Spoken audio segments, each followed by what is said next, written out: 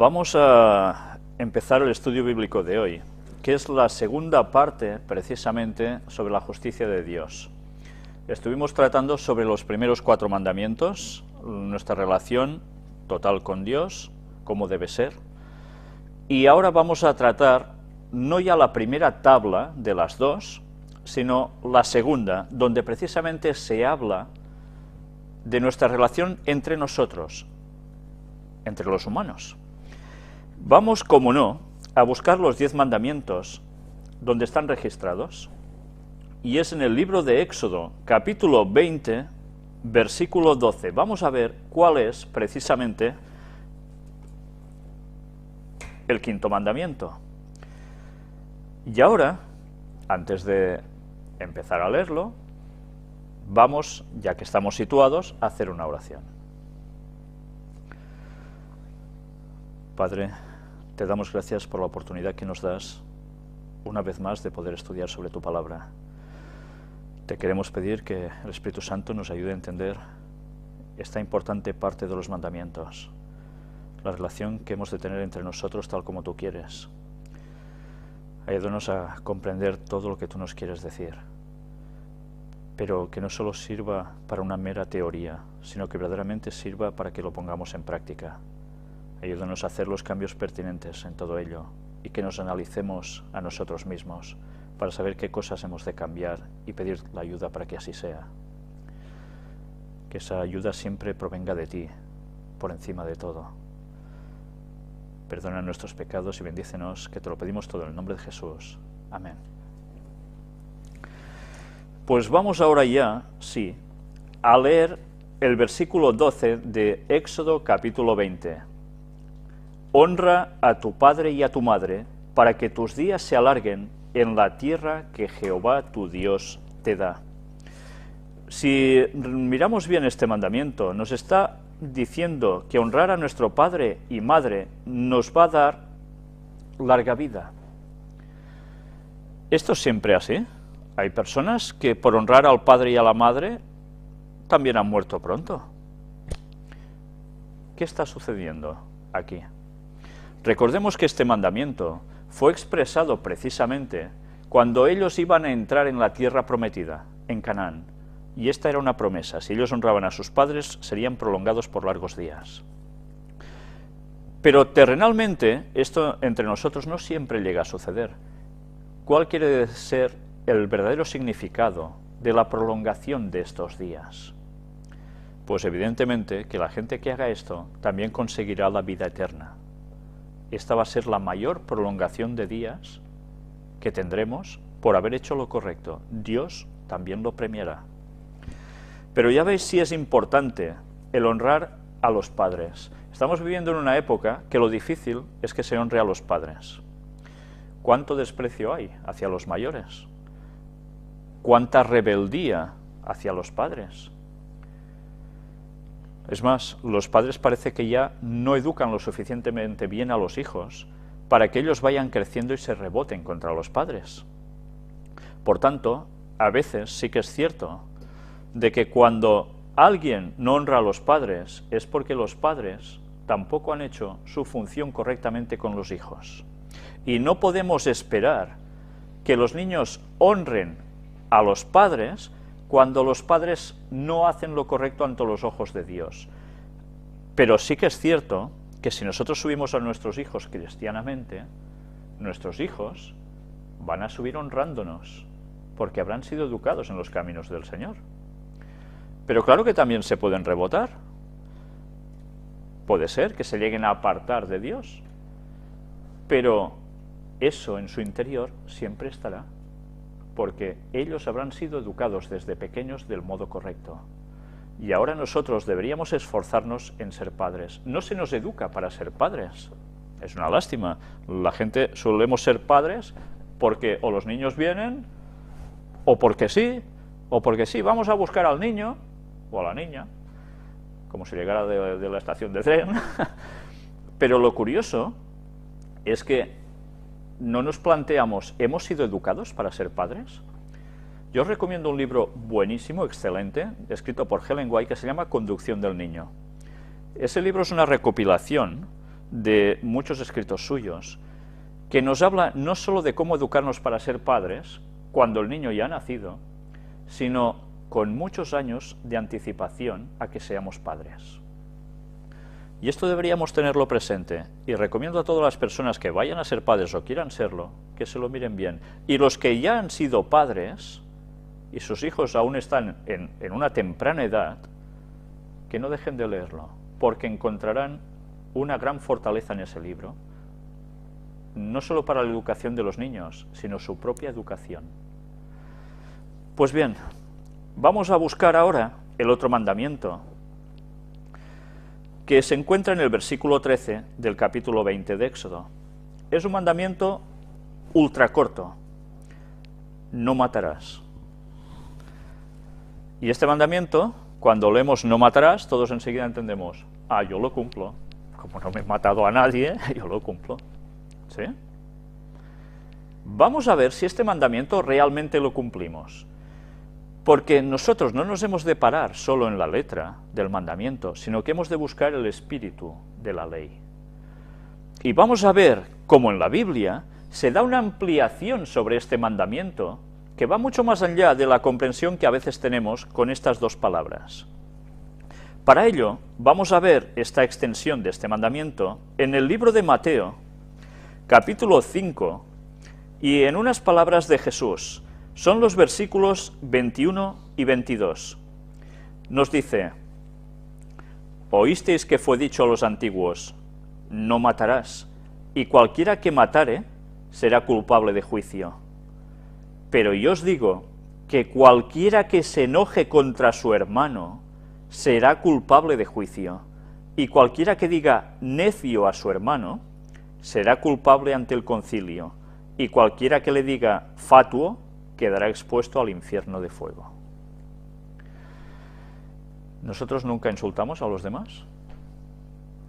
Solo tenéis que coger el coche cuando hay un atasco en el vehículo y alguien hace algo equivocado delante nuestro, o esa es la sensación que tenemos nosotros. ¿Cuántas veces saltamos y lo que le soltamos en un momento, ¿no? ¿Cuántas veces se está mirando un vulgar partido de fútbol y las iras van contra el jugador que ha hecho una falta o el árbitro que no pita lo que creemos que debe pitar? Y empezamos a insultar. Pues resulta que solo por esto nosotros ya estamos transgrediendo el mandamiento de no matarás. Imaginaos si la cosa tiene mucha más trascendencia. ¿Por qué Cristo dice que decir necio, o sea, burro, a alguien es ya como matar? Porque a veces estas cosas nos llevan a la ira, y la ira nos llevaría a hacer disparates auténticamente con las personas que tenemos delante.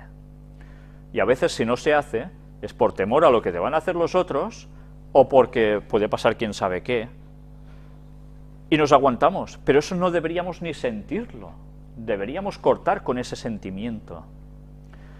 Jamás deberíamos insultar a los otros.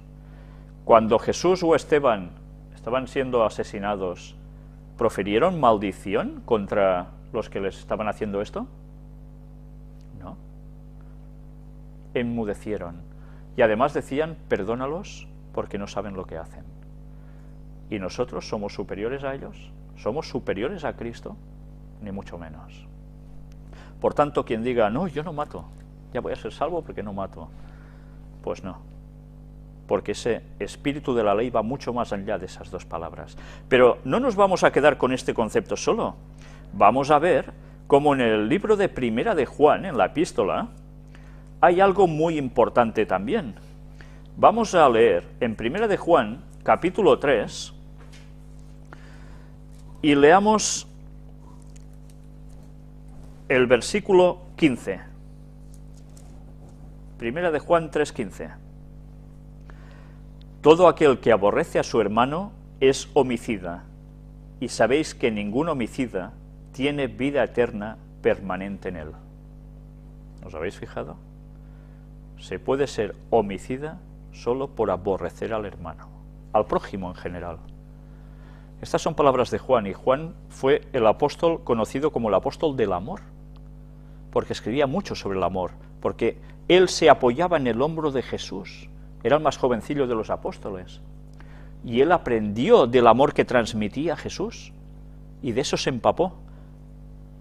Y pensemos que él era todo lo contrario, porque era un luchador nato para la libertad del pueblo judío de esa época contra los romanos.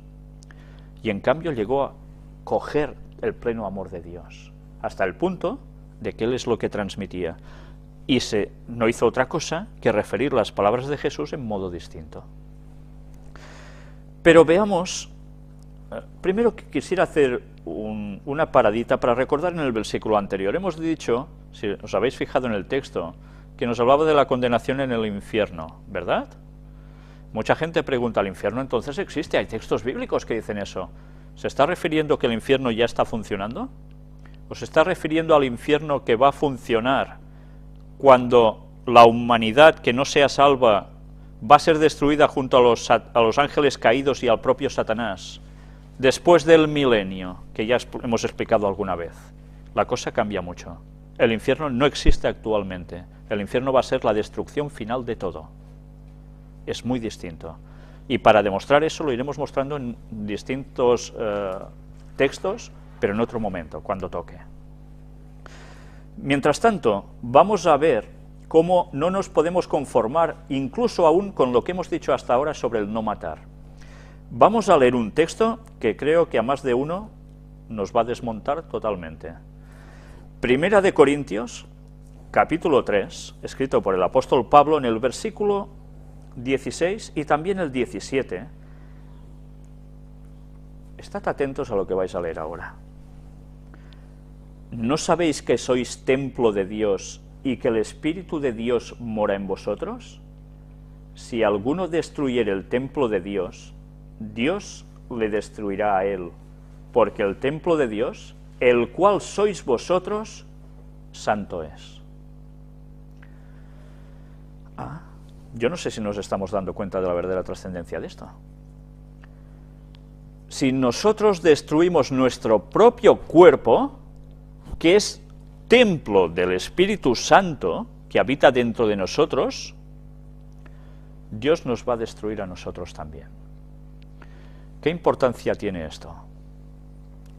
¿Cómo destruimos nuestro propio cuerpo? ¿Solo con el suicidio? Por supuesto, la persona que se suicida no va a heredar el reino de Dios. Tristemente, no va a heredar el reino de Dios. Pero es que hay otras formas de matarse, no necesariamente con una muerte directa. ¿Qué otros casos podemos añadir a esto? ¿La gente no fuma? Muchas personas fuman, y muchos que se dicen cristianos fuman. Y no solo tabaco, sino además drogas. Te estás matando a ti mismo haciendo eso. No te matas drásticamente de un inicio, pero vas acortando tus años de vida y tu calidad de vida. El Espíritu Santo no puede trabajar en nosotros del mismo modo si nosotros estamos contaminando su templo, que es nuestro cuerpo. Porque todo lo que hagamos malo contra nuestro cuerpo va a afectar nuestra mente también. El tabaco, el riego sanguíneo queda afectado, entre muchas otras cosas. Nuestra inteligencia se verá afectada. Nuestros nervios. Es lógico. Y el alcohol. No está admitido socialmente que en las comidas un vaso de vino, o ir a tomar unas copas. No, es que un traguito no me hará nada. Cada vez que nosotros ingerimos algo de alcohol, ese alcohol nos daña.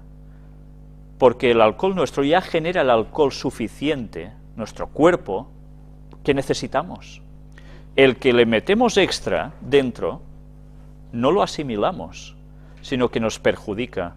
Y cualquier trago mata células de nuestro cerebro que jamás se regeneran. Con la cual cosa nosotros nos estamos destruyendo y estamos limitando cada vez más nuestras capacidades mentales, que son las que nos abren la comunión con Dios. Y así podríamos hablar también de la nutrición. La nutrición. ¿Comer mal es matar nuestro cuerpo? Pues sí. Por culpa de comer carne, nosotros nos autolimitamos la vida entre 7 y 10 años. Los vegetarianos viven entre 7 y 10 años más. Y la calidad de vida mucho mejor. Entonces, ¿qué estamos haciendo?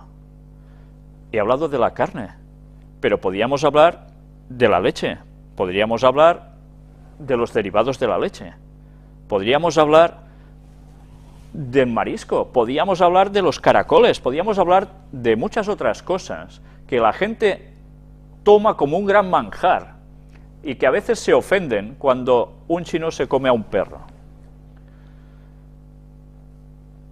O se comen una araña en no sé qué otro país.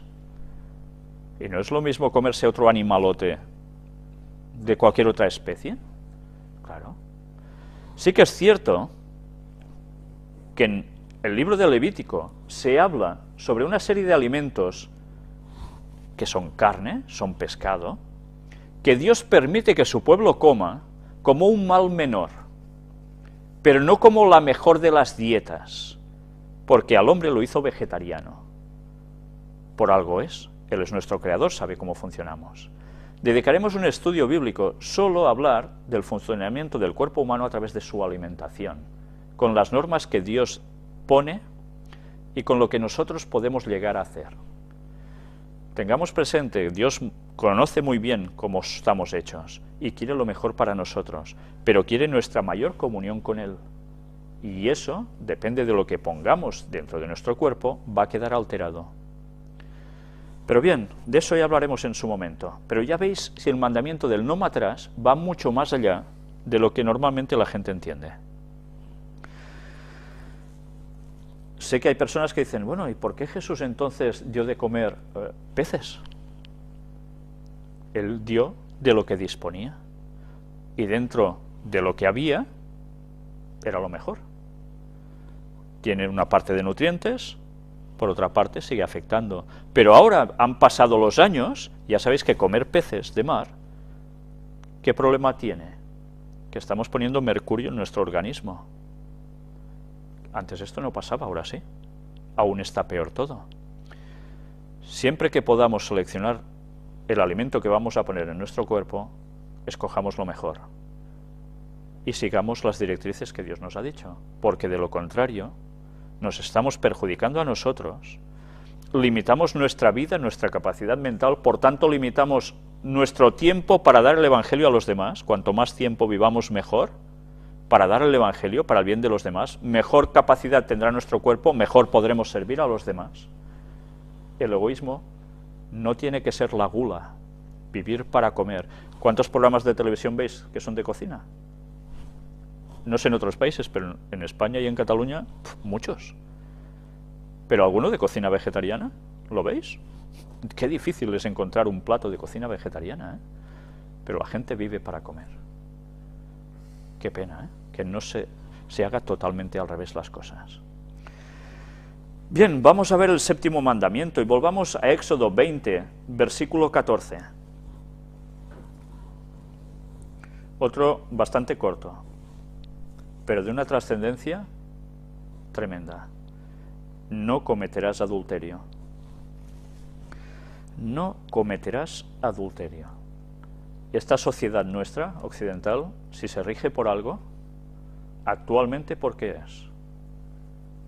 Por los adulterios. El día a día de nuestra sociedad son adulterios. Cuando hablamos de adulterios, no solo podemos hablar de, mira, es una persona casada que se ha ido con otro. No, aún va más allá de eso. Son las relaciones que una persona puede llegar a tener sin haber formado matrimonio con la otra persona. Esto suena a una cosa muy, esto era de antes. Pero el matrimonio se instituyó para que las personas llegaran absolutamente puras al matrimonio. Todas las relaciones que nosotros tenemos con otras personas, esto nos afecta, porque nos marca. Nosotros deberíamos saber que cualquier cosa que nosotros hagamos, que pueda ser placentera, porque puede serlo, por otro lado nos va a perjudicar. Y recordemos los casos bíblicos. ¿Qué le pasó al rey Salomón? ¿Lo recordáis? El rey Salomón era el líder de estas cosas. Llegó a tener 1000 mujeres. ¿Y dónde lo llevaron las 1000 mujeres? Claro, diremos, ¡ay! ¿Quién llega a 1000 mujeres? Bueno, yo no sé vosotros, pero yo conozco personas que han pasado por muchas mujeres distintas. Por muchas. Y mujeres que han pasado por muchos hombres distintos.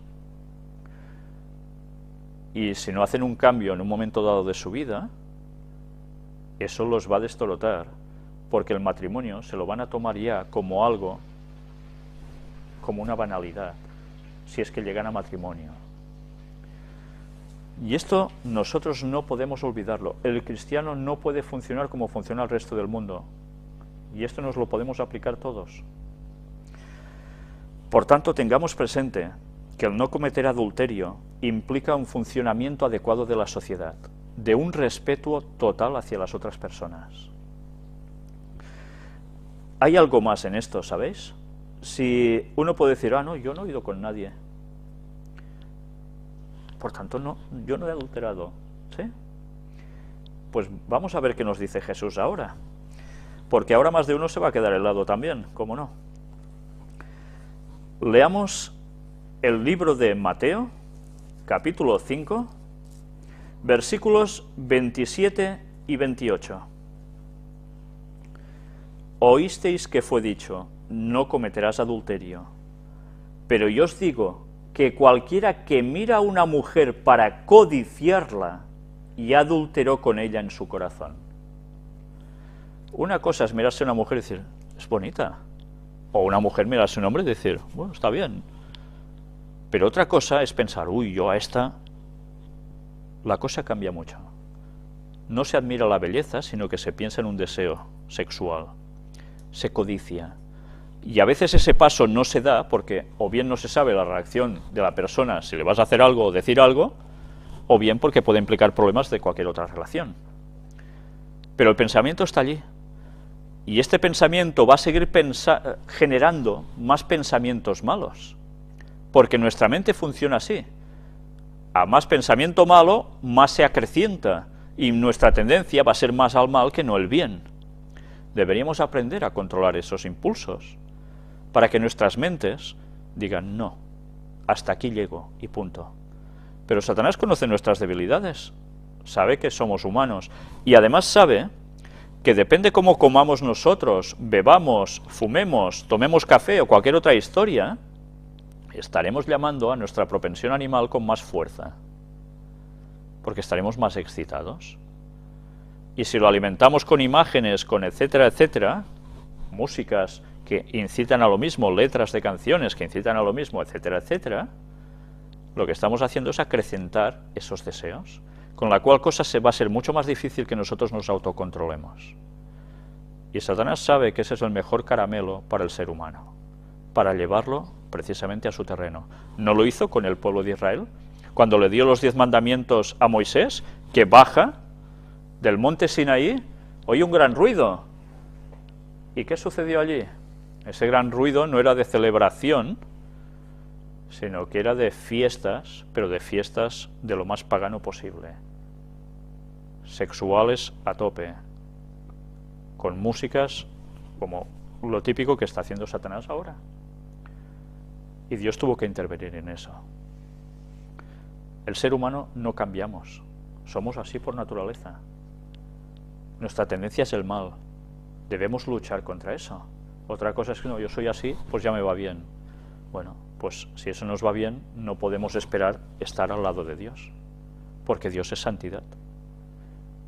Cada uno debe buscarse el tener su propia pareja, y si no, pues a esperar y a orar a Dios, que la va a dar. Y eso lo debemos aprender a veces, no siempre es fácil, ¿verdad? Pero sobre todo el que esté casado, que sea fiel a su esposa, y la que sea casada, que sea fiel a su esposo. Porque muchos problemas se van a salvaguardar con eso. Y no solo entre el matrimonio, sino con los propios hijos, que son los que al final terminan pagando el pato. Busquemos ahora también, en el libro de Éxodo, el 8º mandamiento, del capítulo 20, leamos el versículo 15. No hurtarás, no robarás. Yo no mato, yo no robo. ¿Cuántas veces esa expresión? ¿Yo no robo? ¿Tú eres un asalariado? Normalmente la gente suele ser asalariada. ¿El jefe no me ve? Me escaqueo. No hago lo que debo hacer. Y así, una vez detrás de otra. ¿Qué hay que hacer con eso? Nosotros debemos ser gente que hagamos ¿qué? Pues precisamente el bien. Y el bien va a consistir en no robar. ¿Nosotros no estamos defraudando si no cumplimos para lo que nos pagan? Es que me pagan muy poco. Bueno, pues trátalo con ese señor. Y si tú has aceptado ese trabajo, pues debes cumplir. Pero ¿y si somos patronos y tenemos empleados? Oye, a este le voy a recortar por aquí, lo voy a fastidiar por allí, y así entre uno y otro, ¡pam!, yo he ganado más. ¿No estamos robando? Y con las medidas falsas, ¿no se roba? Y con tantos planteamientos distintos, ¿no se roba? Claro que sí. Nosotros debemos vigilarnos y ser conscientes de que el no hurtar va mucho más allá de, mira, esto lo cojo y ya está. Va mucho más allá de esto. Busquemos también en Éxodo 20 el 9º mandamiento, en el versículo 16. No hablarás contra tu prójimo falso testimonio. Toda mentira que digamos, ¿qué es? Es un falso testimonio. Por tanto, no, es una mentirijilla. No es nada. No. Si nosotros nos acostumbramos a ir diciendo mentirijillas, vamos a terminar mintiendo y creyéndonos nuestras mentiras. Y no hay persona más obtusa que la que se cree sus propias mentiras. Y además las mentiras suelen ser justificaciones ante algo. Y las justificaciones ya las vivimos en el Edén con Adán y Eva, cuando, no, ha sido la mujer que me has dado, no, ha sido la serpiente. Y así, todos limpios, ¿sí? A Dios no lo vamos a engañar. Vamos a ver un texto en Apocalipsis capítulo 22 y el versículo 15. Vamos a ver quiénes van a ser excluidos de la salvación. El texto nos dice, mas los perros estarán fuera, y los hechiceros, los fornicarios, los homicidas, los idólatras, y todo aquel que ama y hace mentira. Que ama y hace mentira. Y entran en la misma línea. Los perros, tengamos presente que no podemos entender lo mismo que entendemos ahora. Ahora la gente por un perro se desvive, ¿verdad? Antes un perro era un animal que se utilizaba para lo que hacía falta, pero no se tenía, la perrito y no sé qué, y venga. Ahora hemos exagerado la cuestión a límites a veces insospechados, que a veces se quiere más a un perro que a una persona, ¿no? Bueno, hay que mantener un equilibrio, un animal sigue siendo un animal, pero lo hemos de querer, porque es creación de Dios, y todos sabemos lo bien que nos reconforta eso, ¿no? Pensemos lo bien hecho que Dios ha hecho las cosas, que hasta cuando acaricias un animal con su pelo, a nosotros nos transmite una calma por cosas que se generan. Pues bien, eso es bueno, ¿no? Pero no podemos divinizar tampoco a los animales. Tiene que haber un equilibrio. Los perros estaban considerados como algo malo. En la Biblia aparecen muchas veces que los perros son los que se comen a los muertos. Sí. Bien, eso era lo normal en esas épocas. Un perro era considerado una cosa un poco... Y ahora hemos pasado al otro extremo, ¿no? De extremo a extremo. Bien, pero me gustaría que tuviésemos presente que también, ¿qué se dice a una persona? Eres un perro. ¿Cuántas veces no hemos oído esa expresión? ¿Un perro? ¿Alguien no trabajador? Sí, es un gos, decimos en catalán, ¿no? Es un perro. Pero es que a veces los animales tienen también reacciones extrañas, ¿no?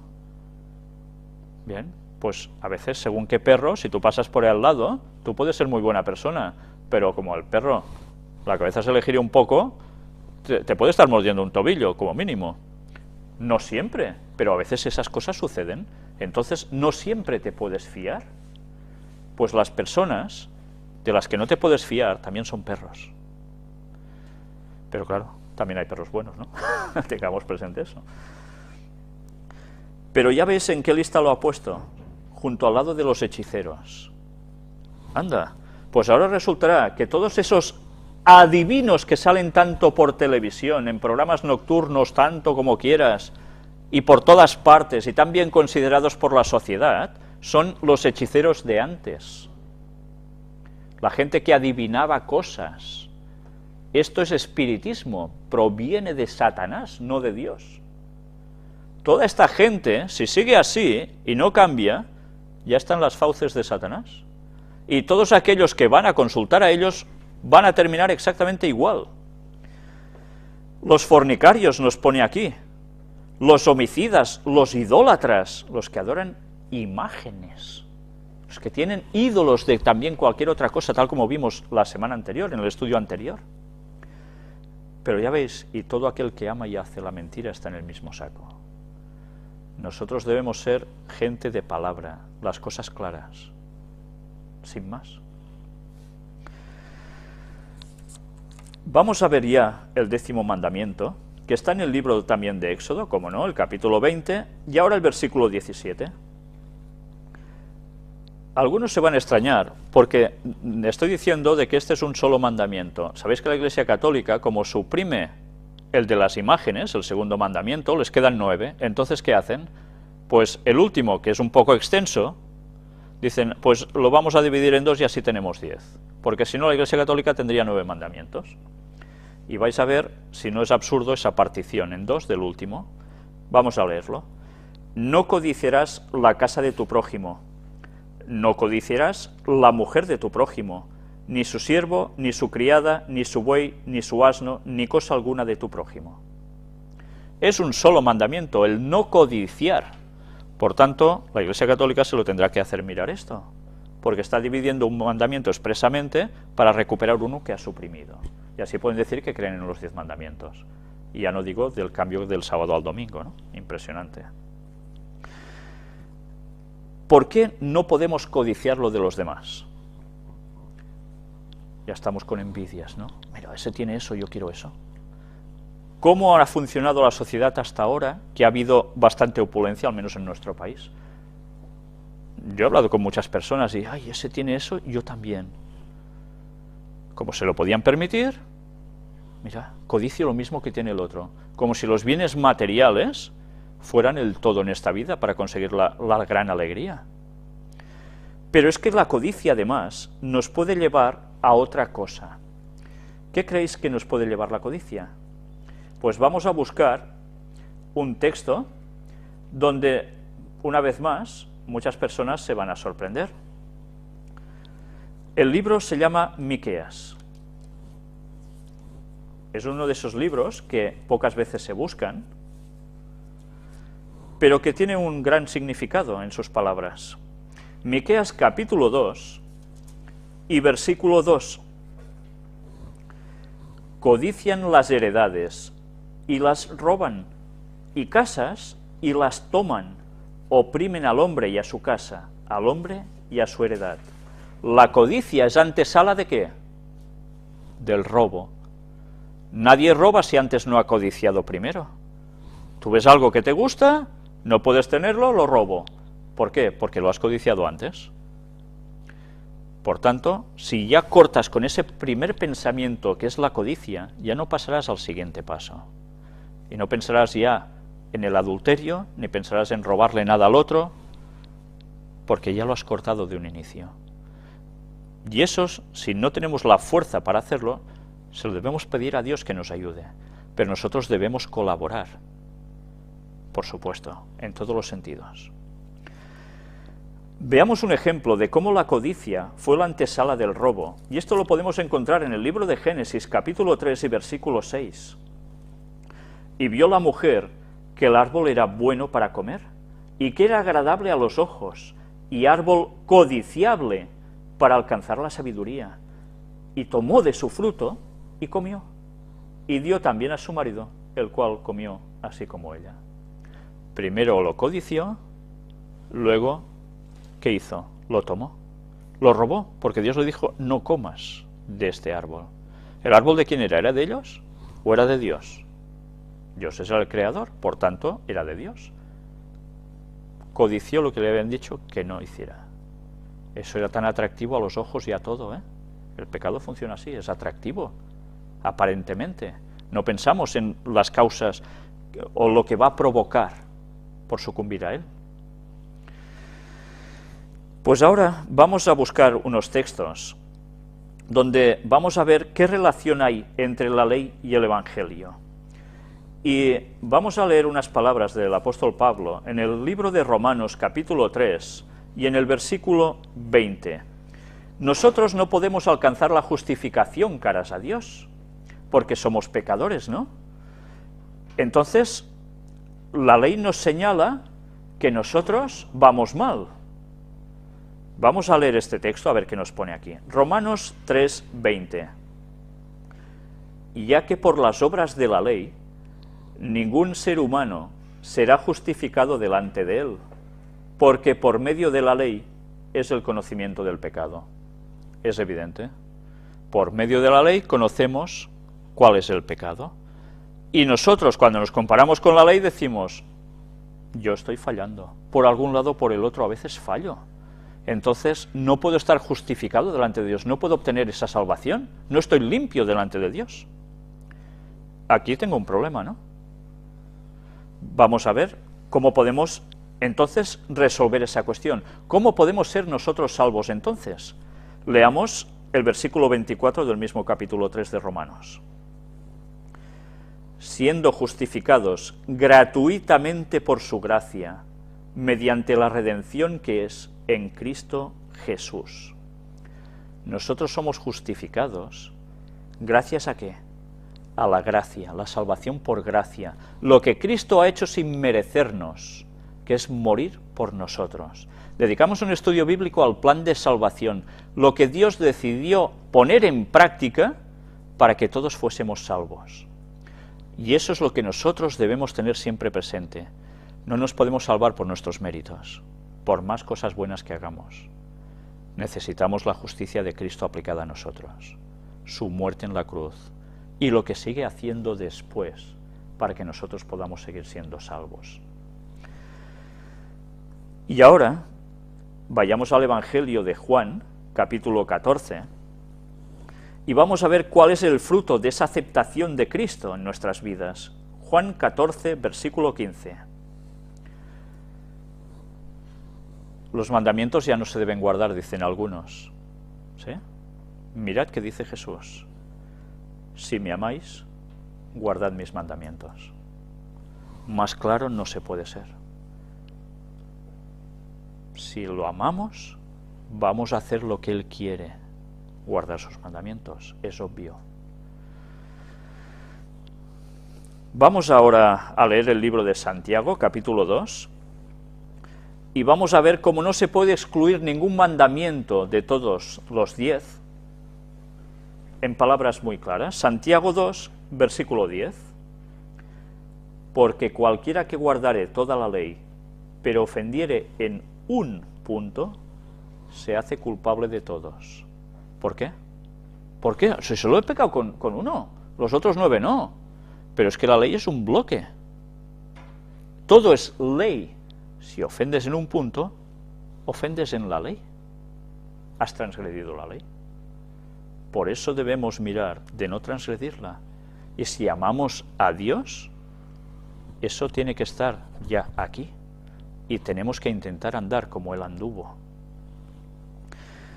Y vamos a terminar con un texto en Apocalipsis capítulo 14 y el versículo 12.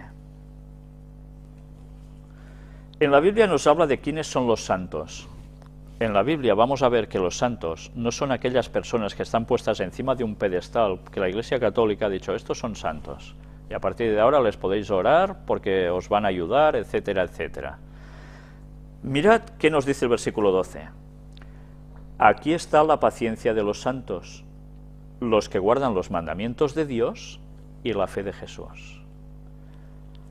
Solo es santo la persona que quiere andar íntegramente en los caminos de Dios y quiere guardar los 10 mandamientos y quiere retener esa fe de Jesús, esas doctrinas de Jesús, lo que Él enseñó y esa fe que Él nos mostró.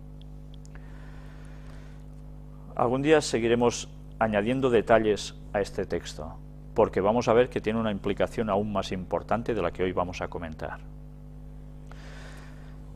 Yo no quisiera dejaros sin antes leeros unas citas de Ellen White al respecto. Hemos hablado de la ley y casi nos asustamos, porque vemos que es imposible que nosotros guardemos esa ley. Pero recordemos que justicia de Dios va acompañada de algo más, y es misericordia divina. Justicia y misericordia se unen. La justicia de Dios no es una justicia para ir a destruir, y ya está. Él puso una solución, y recordemos siempre, la solución es la muerte de Cristo en la cruz. Y nosotros somos salvos gracias a la fe en lo que Él hizo por nosotros, en aceptar eso.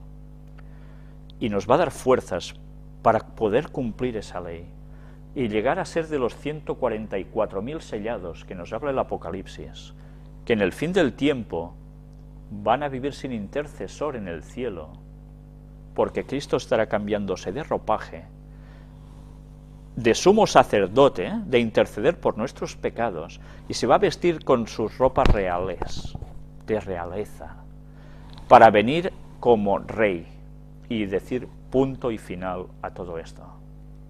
Durante ese lapsus, nosotros vamos a estar sin intercesor. Si nosotros pecáramos en esos momentos, las 7 plagas finales nos afectarían, como van a afectar al resto de la población que no haya aceptado lo que Dios dice para el último tiempo. Y recordemos que el sábado va a ser el factor culminante para decidir en qué lado vamos a estar, si en el de Dios o en el de Satanás. No va a haber otro bando, ¿eh? Pero veamos lo que nos dice Ellen White en un libro suyo llamado El deseado de todas las gentes. Es un libro maravilloso, espléndido. Ya por el título nos damos cuenta que está hablando de Jesús. Mirad que nos pone en la página 723. Mediante Jesús, la misericordia de Dios fue manifestada a los hombres, pero la misericordia no pone a un lado la justicia. La ley revela los atributos del carácter de Dios, como ya vimos en la primera parte, y no podía cambiarse una jota o una tilde de ella para ponerla al nivel del hombre en su condición caída. Dios no cambió su ley, pero se sacrificó en Cristo por la redención del hombre. Dios estaba en Cristo reconciliando consigo al mundo, ponía el texto. La ley no se podía rebajar porque es el carácter de Dios. ¿Cómo va a cambiar Dios? Entonces hacía falta que Cristo interviniera para podernos levantar y poner a esa altura que Dios requiere. Y ese es el sacrificio que hizo Jesús. Y leamos también en la página 724. El amor de Dios ha sido expresado en su justicia, no menos que en su misericordia. La justicia es el fundamento de su trono y el fruto de su amor. Había sido el propósito de Satanás divorciar la misericordia de la verdad y la justicia. Procuró demostrar que la justicia de la ley de Dios es enemiga de la paz. Pero Cristo demuestra que en el plan de Dios están indisolublemente unidas. La una no puede existir sin la otra.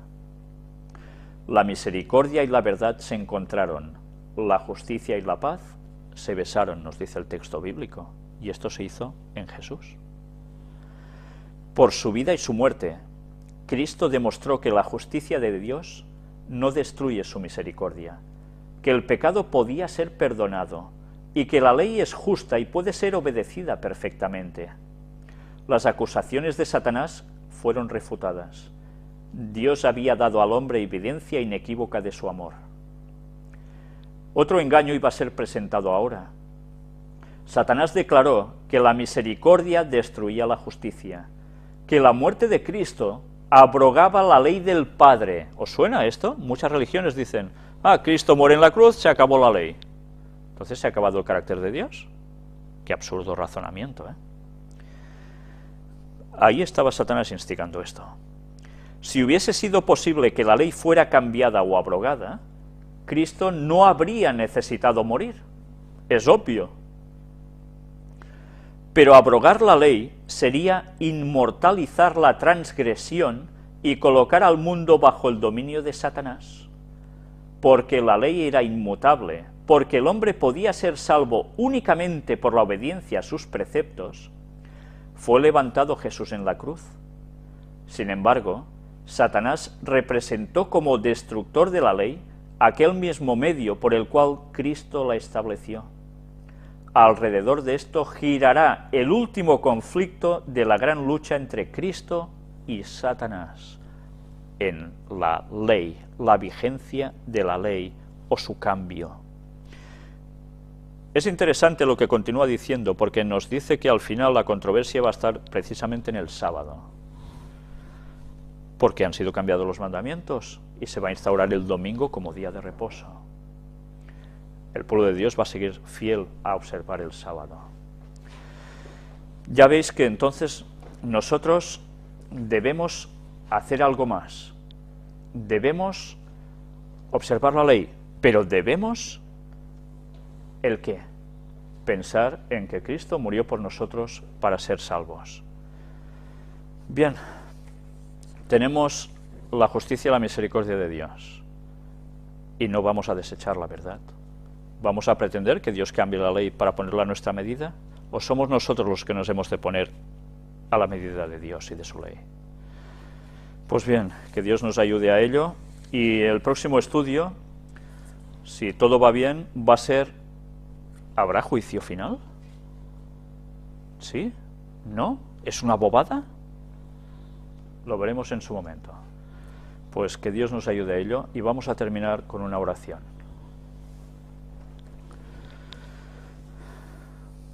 Padre, te damos gracias por la claridad de tus mandamientos. Te damos gracias porque te nos ayudas a reflejarnos en ellos como en un espejo, para ver cómo es nuestro carácter en comparación con el tuyo, cuáles son tus propósitos y cuáles son los nuestros.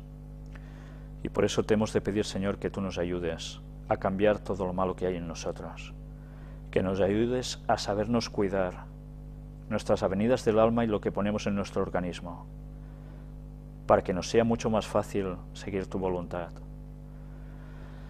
Perdona nuestros pecados, Señor. Ayúdanos a cambiar de verdad, de corazón. Transfórmanos tú, Señor. Y ayúdanos a poder ser una luz para todos los demás. Cuanto más tiempo, mejor, porque tu venida está pronto. Danos fuerzas para seguir hasta el final. Perdona siempre nuestros pecados, que te lo pedimos todo en el nombre de Jesús.